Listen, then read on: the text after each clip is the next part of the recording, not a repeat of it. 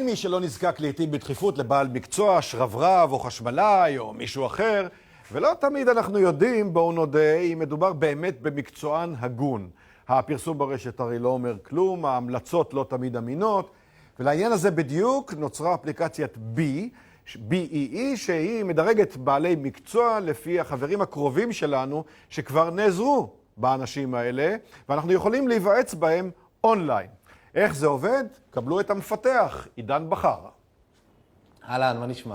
מצוין, אז מה החידוש? תגיד, כי כל מי שמחובר נניח לפייסבוק, לגוגל, יכול לשאול את החבר'ה ולקבל המלצה על בעל אם אני מקצוע. מחפש מאמן כושר בגוגל, אני אמצא הרבה מאמני כושר, אולי אפילו את כל המאמני כושר בארץ, אבל התגובות שאני אראה שם של אנשים שנתנו עליהם דירוג, זה בעצם אנשים שאני לא מכיר. מה שאומר שאני לא יכול להסתמך על זה. יכול להיות תגובות מזויפות, יכול להיות סתם אנשים שלא חושבים כמוני, אין להם אותם ציפיות מאותו מאמן כושר כמוני.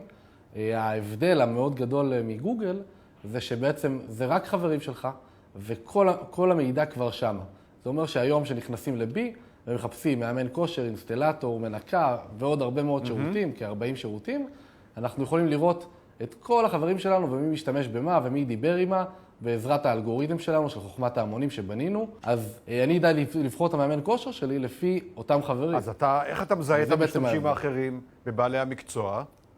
החברים שלי? אז באמת בעזרת האפליקציה הקודמת שהשקנו, שקראו לה נוק-נוק, לפני שנה וחצי, יש לנו באמת המון מידע, ובנינו איזה אלגוריתם מאוד חכם שיודע לשער מי הבעלי מקצוע האלה, ויודע גם להגיד לי למי הם מחוברים, איזה חברים משתמשים במה.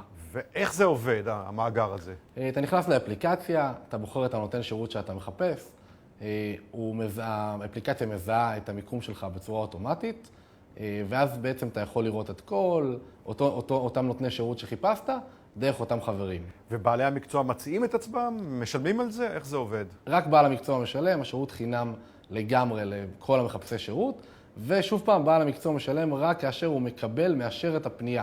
אם הוא קיבל פנייה וגם לא אישר אותה, אז הוא לא משלם על הפנייה. יש כאן איזו הפרת פרטיות מסוימת? לא? אתה חושף עם אילו בעלי מקצוע הייתי בקשר בעצם. בשביל זה דאגנו שכל הנותני שירות שאנחנו מציעים, הם לא יהיו נותני שירות שלא נעים לחשוף בעצם מי הולך למי. לקחנו נותני שירות שבאמת כולנו צריכים ולא אכפת לנו לשתף אותם, כמו מנקה ואינסטלטור ומאמן כושר, דברים שבאמת לא אכפת לנו לשתף. אז את המאהבת לא משתפים.